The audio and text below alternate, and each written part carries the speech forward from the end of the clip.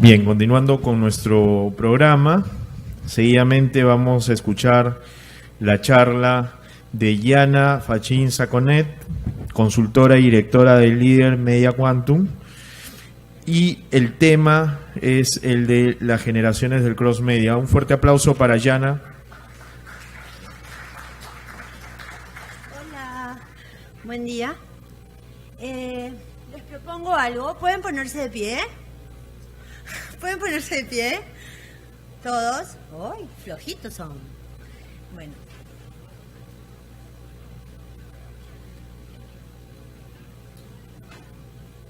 Vamos a levantar los brazos, todos. Ahí arriba, Walter, de pie. Allá, ¿quién se esconde? Está escondido. No vale. Nos estiramos. Abrimos los brazos. ¡Uy! ¡Más! Esta gente joven ahí atrás. Nos sentamos. Hola, buenos días. Ese PPT lo tengo que poner yo, ¿cómo es? ¿Allá? Allá. ¿Acá? A ver, ¿cómo es? Gracias, Ariadna. ¿Qué haría sin ti? ¿Dónde está? Ahí está. Gracias. Bueno, quiero agradecer a Úrsula, a Ricardo, al profesor Espinosa. Bueno, tengo muchos amigos aquí, a Livingston. Alguna vez yo mortifiqué a la gente en estas aulas hace un tiempo atrás. ¿Viste? Y bueno, en esa época yo me ocupaba de dar un curso bien divertido que era Teorías de la Comunicación. Me empecinaba en decir teorías. Todo el mundo me decía que tenía que dar teoría de la comunicación. Yo decía que eran plurales, teorías, eran plural. Y mi trabajo como semióloga o analista de discursos sociales parte... A mí me gusta contar un poco desde dónde me paro en el mundo, mi punto de vista, porque eso hace que mi red de interpretación, o sea, cómo yo recibo la data, la información, sea única y particular. Mi maestro ha sido Eliseo Verón, a quien le agradezco mucho. Alejandra Romoli, me formé en La Plata, en la Universidad de La Plata, en la cátedra de Verón, en la cátedra de Discursos Sociales y en la Facultad de Cine.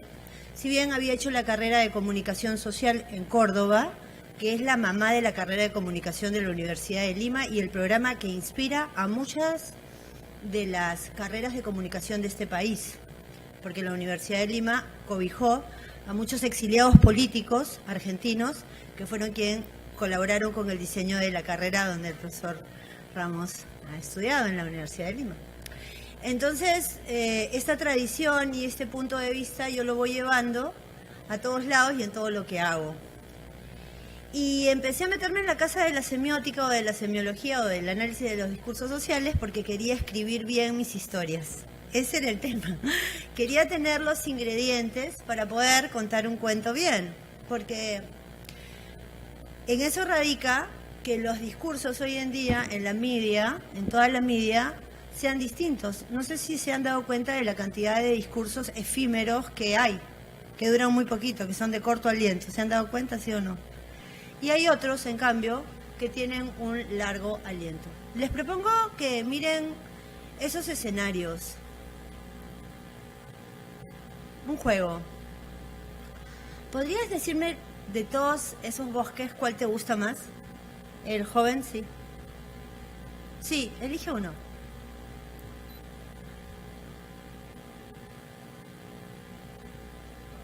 ¿Cuál?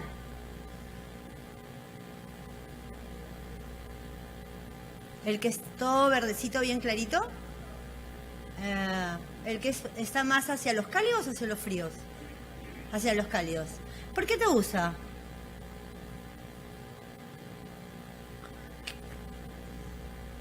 Pero ese, ¿por qué te gusta ese y no otro? Bueno, bien, guarda esa sensación, porque tiene que ver con lo que sigue. Ahí. A ver, Úrsula, elige una foto.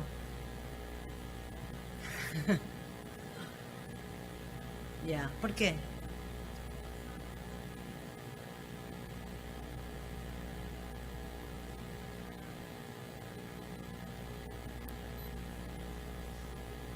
Esta es una foto periodística, ¿no? El género es periodístico, el otro es fotografía documental.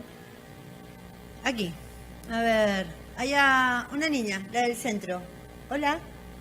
Sí, elige una ruta.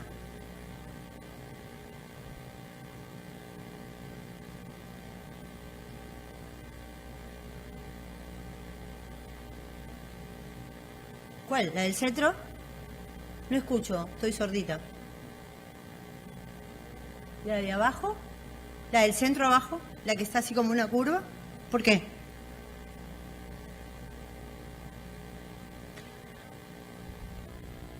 Bueno, de eso se trata básicamente comenzar a pensar las narrativas. En cada una de estas imágenes podría empezar una historia, ¿sí o no? Con un color, con una textura, ¿sí o no? Se dan cuenta que a veces uno cree, no sé si les ha pasado, que uno tiene que imaginar y que tiene que comerse todo el lío de que piensa que está inventando todo de cero y que eso es creatividad. ¿Se han puesto a pensar en eso, sí o no? Como fuera del mundo, como afuera de todo. Y bajo esta mirada que les propongo, el mundo conversa conmigo, me da información, yo me inspiro en eso y avanzo y comienzo a construir. Esta investigación surge porque yo hace 3 años atrás fui invitada a dar clases a un instituto técnico de cine, en donde yo no podía dar teoría, no podía dar nada, no podía dar a mis teóricos favoritos, no podía dar Nietzsche, que es para mí importante para crear, no podía hablar de Aristóteles, no podía llevarlos por ese lugar y tenía que encontrar mecanismos con los cuales yo llegara a la teoría. Porque encontraba en los chicos que no podía ser muy intensa. El comentario era: profesora Yana, usted es muy intensa, me pide mucho, me presiona.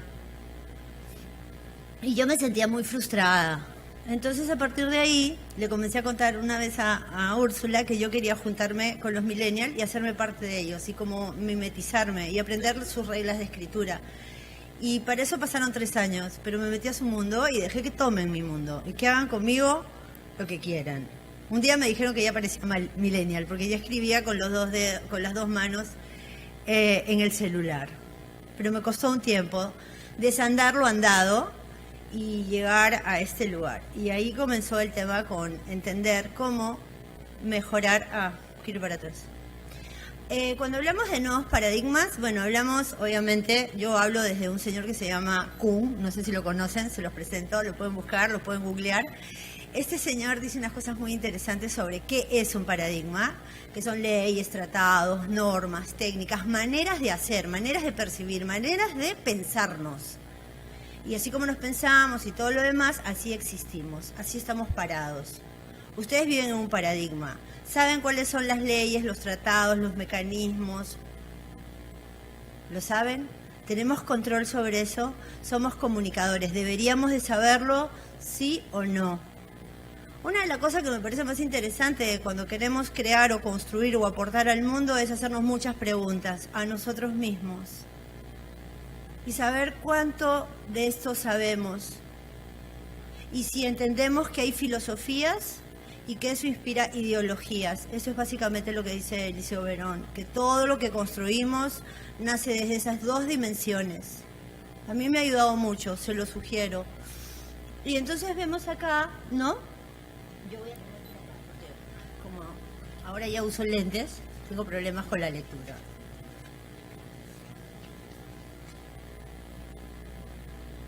Entonces tengo modelos, como les decía, varios modelos. Sé en qué modelo estoy, sé qué modelos me inspiran, tengo conceptos, tengo control de ellos. Hablamos de realidad virtual, ¿tenemos en claro totalmente qué es la realidad virtual? ¿Cuáles son estos nuevos canales? ¿Cuáles son estas nuevas ficciones? Los nuevos formatos. Ahí les sugiero a Weiler y Abrams, ¿no? Para que lo lean. También este trabajo también tiene Scolari como inspiración, ¿no? Y ahorita, explicándoles un poco quién soy y de dónde vengo y por qué me pregunto todas estas cosas, también traigo aquí a Voltaire un poco para explicarles, más o menos ponernos de acuerdo desde dónde y qué estoy diciendo, porque a veces uno habla y da por sentado que el otro me entiende y no es así. Y mi responsabilidad como semióloga es entender que soy yo misma una cadena de signos que se mueven dinámicamente y que estoy frente a otras cadenas de signos que son ustedes y que se mueven dinámicamente y que debe de haber algún tipo de conexión, un puente para podernos entender. Y eso como comunicadores o artistas es muy importante, porque yo siempre como signo estoy aquí para alguien, para decirle algo a alguien. Si no, estoy como perdida en el mundo, como un autómata, siguiendo unas cadenas de signos que, no sé, yo voy por las redes, me muevo rápido, pero no tengo reflexividad. Y creo que para investigar, una cosa que debemos de tener en cuenta es que es un discurso que nos lleva a la reflexión. Debemos de desarrollarlo reflexivo. Y ahí el tiempo se vuelve como... ¿Lo conocen a Tarkovsky? ¿Ustedes saben quién es Andrei Tarkovsky? Es un cineasta ruso que dice que para hacer cine hay que tener control de la construcción del tiempo y del espacio. Y ahí el tiempo es como que... se frena, respira. Esto que hicimos temprano. Yo los paré, ¿no? Lo frenamos al tiempo, nos tomamos un respiro. Sin eso no podemos entrar al mundo de la investigación. No puede ser nada rápido ahí. Vamos a congelar una escena para poderla entender. Una cosa es consumir relatos y otra cosa es construir relatos. Son dos cosas diferentes, parecen lo mismo, no es igual. Yo me metí en el mundo de la construcción de contenidos por eso, porque quería saber cómo tocar las emociones y encontrar a partir de las narrativas cross-medias esquemas, entender esquemas, generar diagramas y estructuras. Porque para poder construir yo tengo que tener control de algunas de estas cosas, mínimamente. Porque el ser humano, desde sus momentos básicos y primitivos, transmite información a través de relatos. Es su lugar donde comparte conocimiento y la investigación está pensada para eso, para seguir avanzando en el conocimiento y seguirlo compartiendo, para ayudarnos.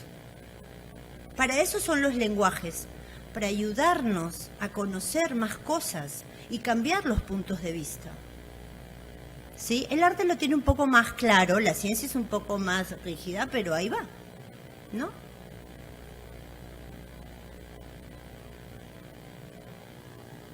Bueno, y llegamos a la generación de ustedes.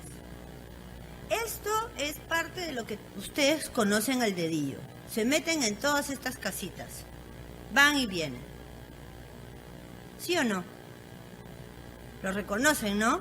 ¿Es un mundo, sí o no? Y acá nosotros tratando de entrar a ese mundo,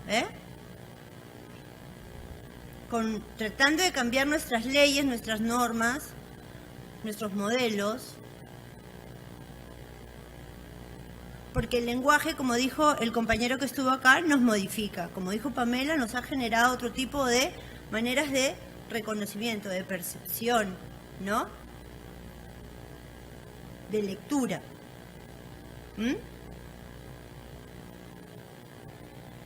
Bueno, entonces ahí está como separada la cosa, ¿no? Un modelo más moderno, digamos, que tiene las cosas separadas. La película por un lado, los videojuegos por el otro, ¿no? Y los libros por el otro. Y en cambio ahora estamos en un modelo más integrado, más holístico, ¿no? Más vinculado. ¿Me pueden dar ejemplos de modelos narrativos que son de su mundo?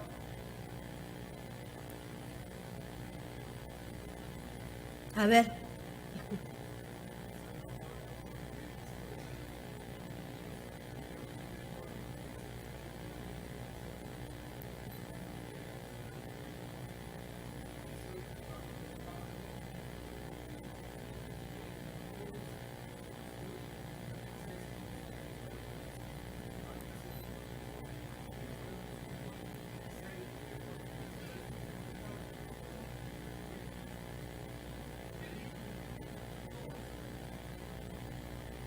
La pregunta aquí es, cuando construimos un relato tan poderoso, ¿qué transmitimos como conocimiento? ¿Cuál es nuestra responsabilidad como creadores?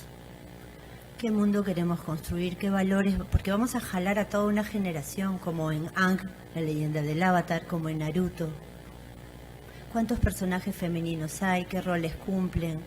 ¿Cuánta profundidad tiene ese personaje? ¿A dónde va? ¿De qué manera se expresa? ¿Cómo se mueve? ¿Cómo resuelve? El problema es ese. Así hagamos noticia. El problema es ese. Sí, es un tema de valores. Y la mamá de los valores, pues, es la integridad.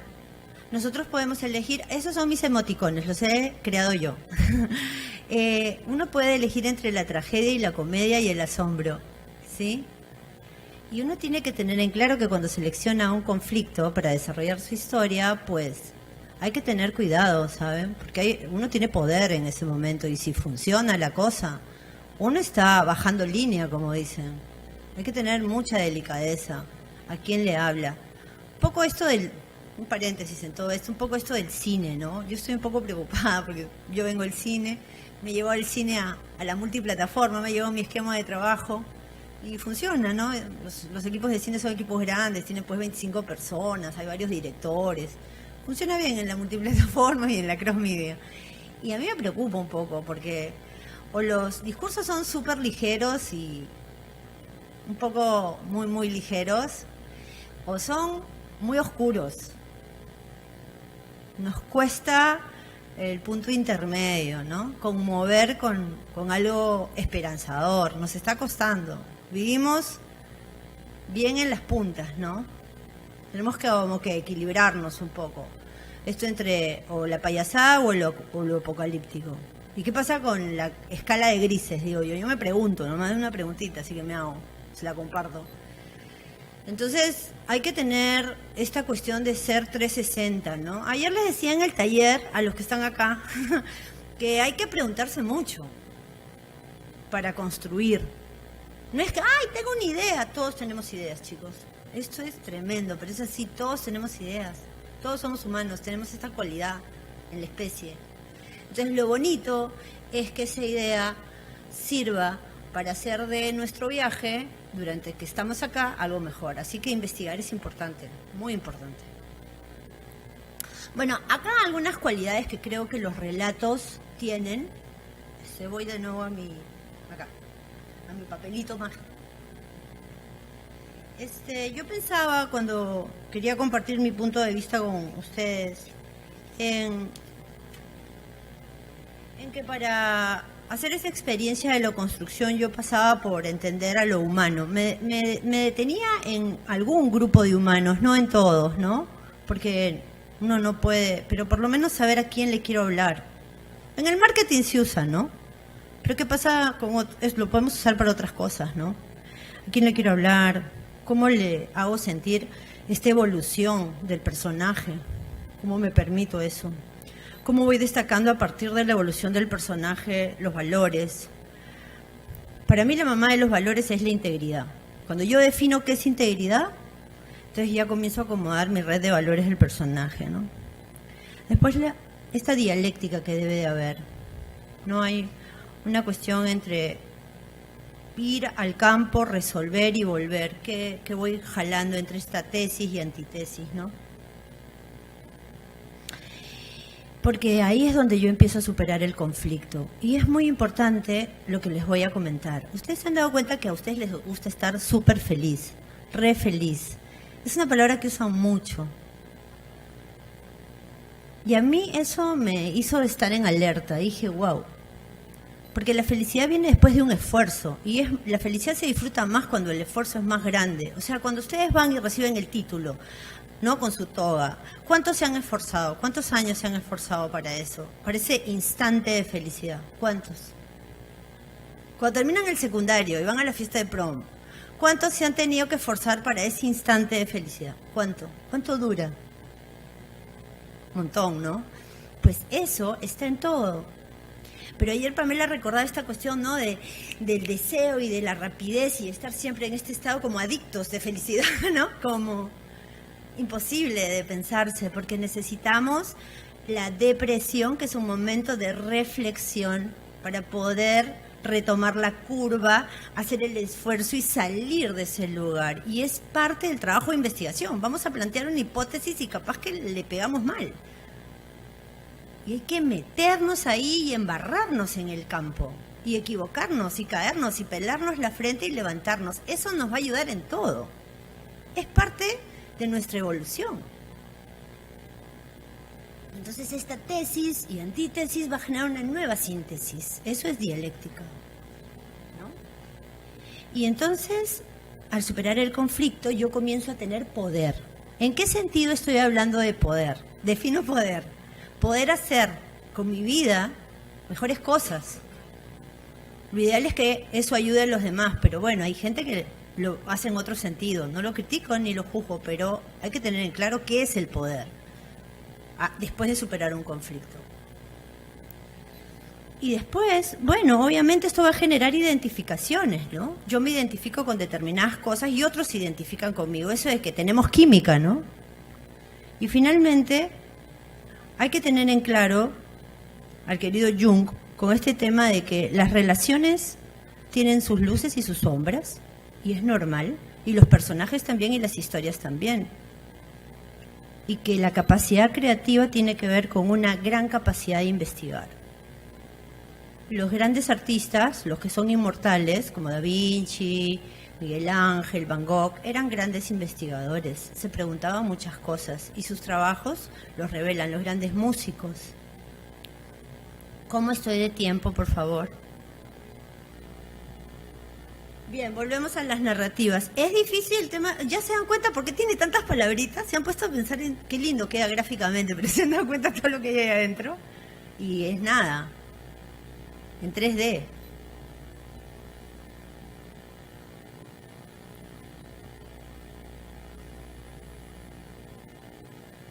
Sonrían, no es tan dramático. No se asusten, se puede. Ahí voy, voy a pasar. Pues bueno, aquí. Sí, porque aquí no leo. Y en el de arriba más o menos leo, no leo mucho.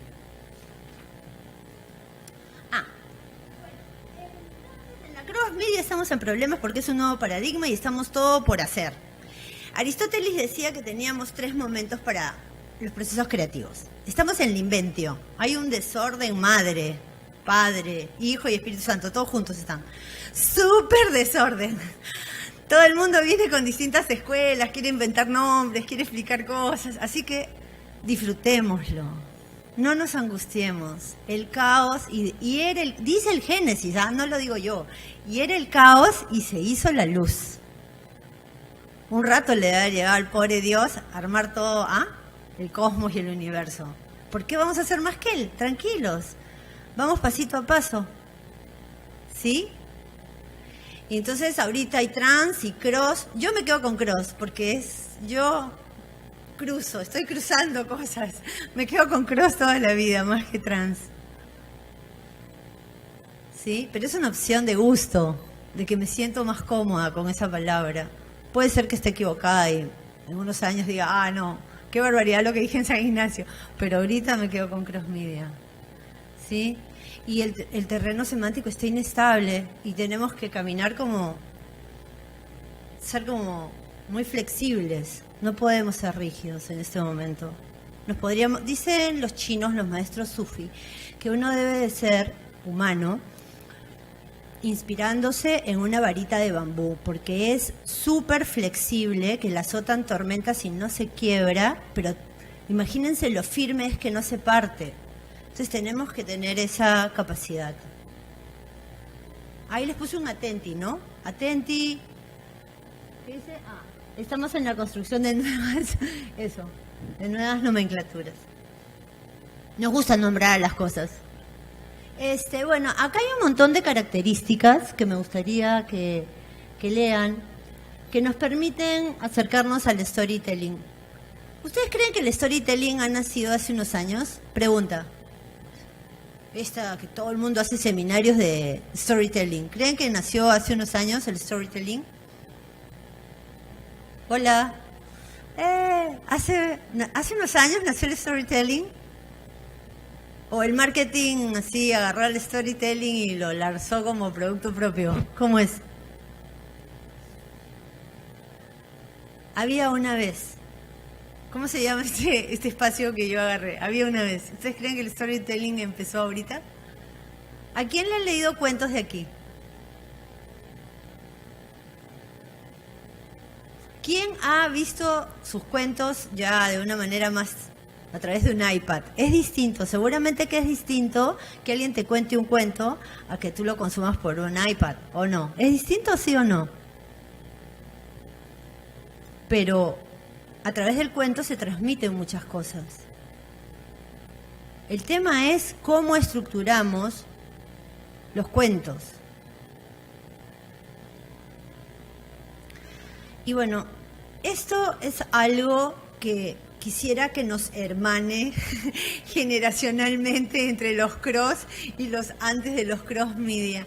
El 25 de mayo de 1977 empezó en el mundo una revolución. Si hubiera un padre, creo, del storytelling y el cross media, creo que es él. Yo estaba empezando la secundaria hace mucho tiempo atrás y fui a un cine que todavía existe, que es el Cine del Pacífico. Hice una super cola para comprar mis entradas y estar sentada cerca a las 10 primeras filas.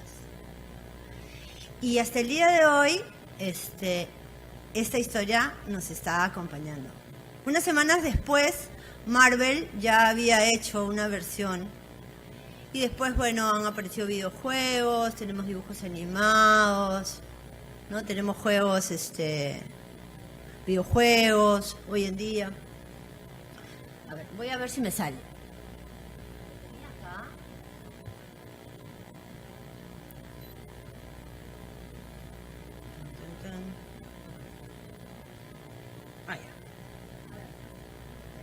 A ver si me sale. Ahora me empiezan a mandar mensajes. Ya.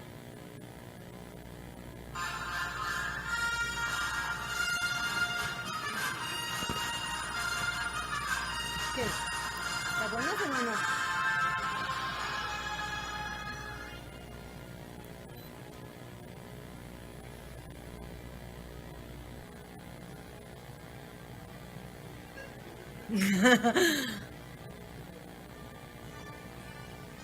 ¿Qué tal? Los tíos que están acá nos cuentan cómo es la vida cross media. Nosotros también somos parte de este mundo, ¿eh? Hemos nacido en un cambio, en un salto paradigmático. Tenemos elementos de uno y de otro, porque así es la herencia humana. Necesitamos generar puentes, anclajes. Fíjense ustedes, este paradigma, ¿con qué arranca, no? ¿Y qué vigente es? Y es tan vigente que han tenido que escribir nuevos libros. Nosotros decimos, pero no son igual los personajes. ¿No? Porque uno se enamora de su tiempo, de su adolescencia, de su espacio-tiempo. Seguro que son súper buenos los personajes también que están ahora. Lo que pasa es que hay afectos. Cuando uno toma decisiones hay emociones.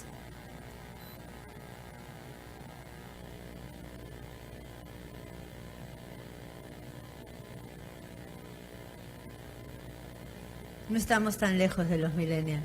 ¿Ah? Es solo una fantasía estar lejos. Fíjese todo lo que hay ahí, ¿no? Todo el desarrollo del lenguaje que ha producido este mundo. Ustedes, ya para cerrar un poco, ustedes fíjense todas las plataformas en las que vive la Guerra de las Galaxias. Ahí está el listado. ¿Ustedes creen que cuando Lucas lo armó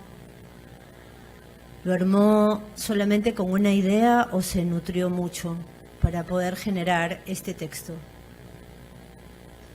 Entonces, cuando uno tiene ganas de pegar saltos grandes, tiene que entrenar mucho. Ayer le decía a Úrsula que mi primer método que aprendí fue bailar. Yo me pasé durante muchos años paradita al lado de una barra haciendo un pasito que se llama plié. Yo no sabía para qué era el plié en danza. Yo lo hacía porque mi maestra me decía, nada más. Pero con eso pude saltar, pude girar, pude lograr un montón de posibilidades corporales, solamente haciendo plié. Y después fueron apareciendo otros pasos más difíciles, ¿no? Pero era lo primero que teníamos que hacer. Entonces, cuando uno quiere hacer algo, quiere pegar un buen salto, tiene que entrenar. La universidad es parte de ese entrenamiento, pero la investigación es la profundización de ese entrenamiento. En la medida de que yo me meta en el mundo de la investigación, yo voy a tener más herramientas, yo voy a tener más recursos. Ustedes tienen a Google, que los ayuda un montón, pero Google también es un sapo, sabe cómo ustedes preguntan y en qué se ocupan, y les da las respuestas que él quiere.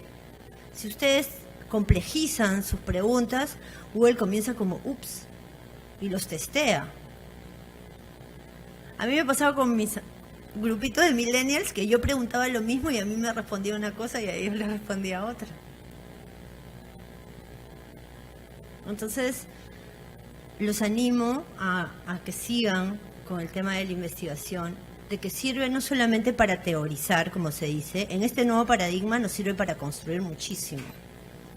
Y si están interesados en colaborar con el mundo comunicadores, pues venga para el mundo de la investigación y profundicen, porque les puedo asegurar que es una actividad muy lúdica y muy divertida. No tiene nada que ver con acartonamientos ni nada por el estilo. Y nos hace, esto que decía Pamela ayer, ¿no? Nos da otros niveles de libertad. Pero se tienen que esforzar, no les voy a mentir. Sí demanda esfuerzo. Sí demanda esfuerzo. Y tenacidad. O sea, no es rápida. Así no es. Bueno, creo que ahí terminé. Gracias.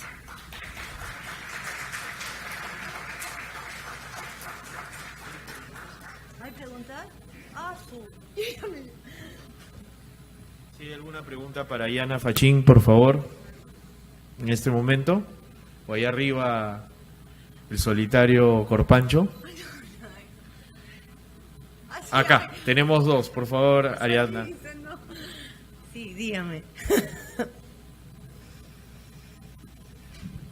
Si te preguntan cuál es la diferencia fundamental entre lo cross-media y lo transmedia, ¿cómo lo explicarías? Para mí es más simple. Si puedo ir a la definición etimológica, pero una cosa es estar a través de y otra cosa es cruzar. Lo voy a hacer bien simple. O sea, yo cruzo mundos y para cruzar esos mundos necesito como adaptaciones. Por ejemplo, yo tengo el relato de la Guerra de las Galaxias, por ejemplo, que es un clásico, ¿no? Podría agarrar Harry Potter también. Para yo saltar de un mundo al otro hay una adaptación. Hay elementos que yo selecciono, por ejemplo, para el videojuego. Él está vinculado, por ejemplo, con el mundo de la magia y sus habilidades. Eso lo voy a llevar y lo voy a hacer más visual. Y voy a hacer que los chiquitos jueguen a que convierten cosas y ellos van a hacer un poco Harry Potter, ¿no?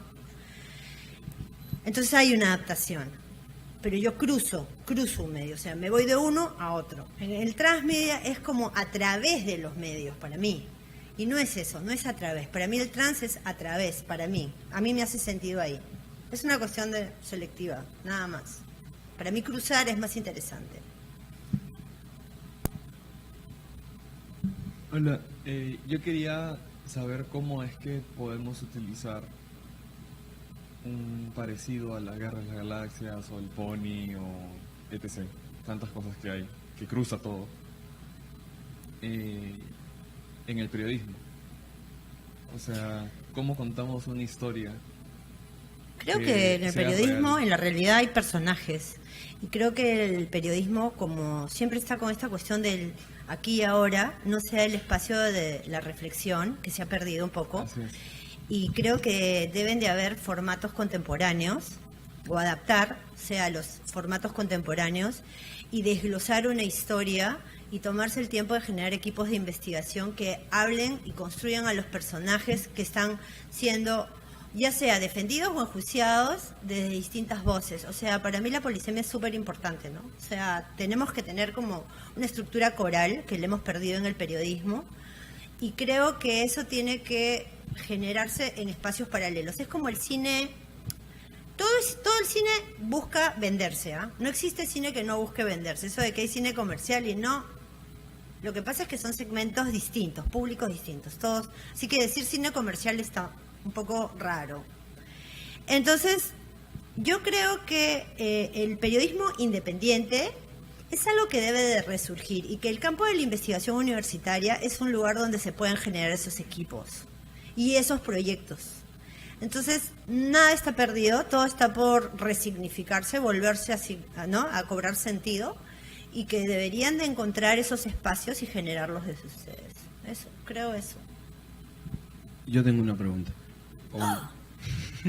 Desde Livingston. Entiendo que el uso de diversas plataformas de comunicación, las que existían en el pasado, las que existen ahora o existirán en el futuro, digamos, siempre se ha dado.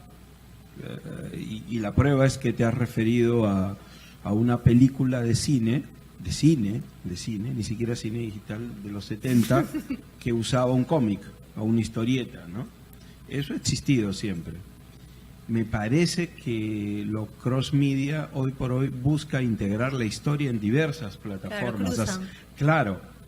Y entonces nuestra ilusión puede ser hacer rebotar nuestro producto madre en diversas plataformas y sentirnos muy contemporáneos, y estamos haciéndolo en los años 70. Y entonces integrar las posibilidades de la plataforma digital y del cine y de lo que exista, y que digamos, la historia de Star Wars empiece a resonar y a construirse a través de todas esas plataformas. Entiendo que a esa complejidad apunta lo cross media. Ahora, yo que soy del siglo pasado, no sabría cómo hacerlo probablemente, pero los que son de este siglo de repente sí. Te voy a contar una cosa bien bonita. En BBC de Londres, hace unos años, votaron a todo el mundo. Llegaron y encontraron su sobre, chau, te vas de BBC. Entonces, una consultoría que hizo esto como medida de cambio, comenzó a entrevistar a todo el personal. No sé si lo saben la anécdota, ¿lo saben? No. Entonces, los consultores comenzaron a buscar una variable en todo el personal que recontrataban. Una variable que era súper importante. Si estaban dispuestos a cambiar, a aprender cosas nuevas, a vaciarse de lo que sabían, a intercambiar. Y eso me parece súper importante, ¿no? Porque lo que dice Ricardo es que, bueno, él es del siglo pasado, pero él tiene un montón de conocimiento y tiene un montón de experiencia. Y un maestro tiene esa capacidad de entrar en una sinergia y mimetizarse con la gente de hoy que maneja otras herramientas. El cross media sí tiene un problema de base, que también lo estaba diciendo Ricardo, es que yo, para cruzar de un medio a otro, que se lo trató de explicar a Livingston, es que yo tengo que tener en cuenta cuáles son las características sustanciales del género que me permiten vivir. Por ejemplo, si yo paso del libro a película, ¿qué me permite a mí elipsar, podar tiempo fílmicamente? Yo tengo que tener ahí las herramientas. ¿Cómo yo diseño el videojuego? ¿Cómo yo diagramo el videojuego? Hay recetarios. Ustedes, si se dan cuenta, los gamers o la gente que estudia estas cosas, tiene sus recetarios. ¿Por qué nosotros nos cuesta tanto generar contenido? Porque no tenemos investigaciones sobre eso. ¿Por qué está tan encapsulada esa información en otros mercados? ¿Por qué esos mercados viven de eso? Entonces, es responsabilidad nuestra comenzar a generar la investigación para producir textos lo suficientemente sólidos y vigorosos para que puedan irradiar a otras culturas. Yo hace 3 años estoy escribiendo una historia para niños. 3 años. Me he demorado 2 años en encontrar el mundo, ¿sí? La parte gráfica, la parte plástica de ese mundo. Y ahora voy a comenzar a hacer el animatic, pero yo he tenido que aprender el código de la animación. Me he demorado 3 años. No hay maestría para eso, ni doctorado, lo tengo que hacer yo, es mi chamba. Sí.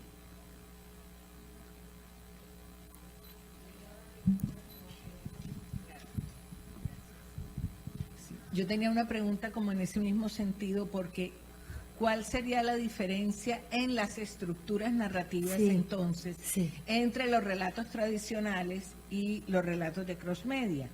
Porque hasta lo que alcanza uno a ver ¿ya?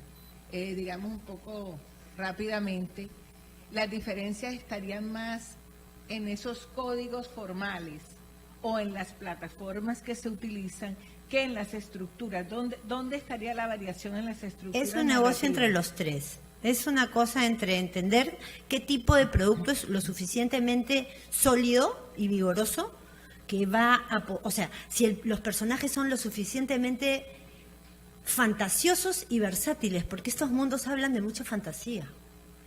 Sí, O pero ¿en sea, qué hay se un elemento ahí distinguirían? fuerte. ¿En qué se distinguirían de las estructuras narrativas tradicionales?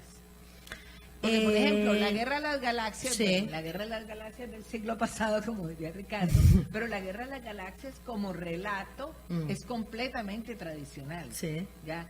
Y yo no he visto muchos videojuegos, pero los videojuegos que he visto, lo que acuden es a las estructuras más básicas del relato, Sí. porque es el obstáculo Sí. que tienes que superar para llegar a la meta, Sí. y en últimas es la historia del héroe, Sí. porque el héroe es el que llega al final. Sí. Entonces uno diría como que lo visten distinto, Sí. o están unas plataformas nuevas, pero si de verdad hay unas estructuras narrativas diferentes o no, esa sería como mi pregunta. Sí, hay mecanismos de presentación diferentes. Mecanismos. Son los mecanismos los que están cambiando. Los relatos siguen siendo... Los mismos. Peor, tienen que ser más sólidos. O sea, Harry Potter, por ejemplo, o la Matrix, por ejemplo, son relatos muy sólidos. Ustedes pónganse a ver quién ha diseñado ese relato. Es alguien que ha estudiado mucho, sabe mucho, ¿no?, de filosofía, sabe mucho, el que diseñó la Matrix, de antropología, saben de grandes teóricos dentro de esas matrices disciplinares. Saben de paradigmas fundantes de distintas culturas. No es un relato light, la Matrix, es el mecanismo en que se pone en escena, los escenarios que se construyen, que es lo que está diciendo Pamela, es ese control, y por eso se necesitan en esos equipos tantas cabezas pensando la forma. Porque la forma fílmica o la forma digital del videojuego, la Es la que le llega a forma la gente. pero el personaje, las características, sus valores, eso tiene que ser más poderoso. O sea, yo les sugiero que lean la poética de Aristóteles y la retórica. Les digo de corazón, para Por lo que vayan a eso. hacer en su vida, les va a Pero servir entonces, un montón. la forma es la más tradicional que existe, ¿ya? Y eso es lo que hace bueno, eso se ha dicho de Spielberg. Sí, Se ha claro. dicho que Spielberg Sí. es el taquillero, Sí. porque Spielberg conoce muy bien el relato Sí. tradicional, y lo que hace es vestirlo Sí. de manera que Es el cada mecanismo. generación se enganche. Exacto. Incluso hay toda esta Sí. comparación clásica entre Sí. E.T. y la historia de Jesucristo, ¿no? Y cómo la gente se enganchó con eso, porque la historia de Jesucristo es algo que hemos escuchado toda la vida desde pequeños, y entonces la gente se enganchó Sí. con E.T., ¿no? Bueno, Bueno,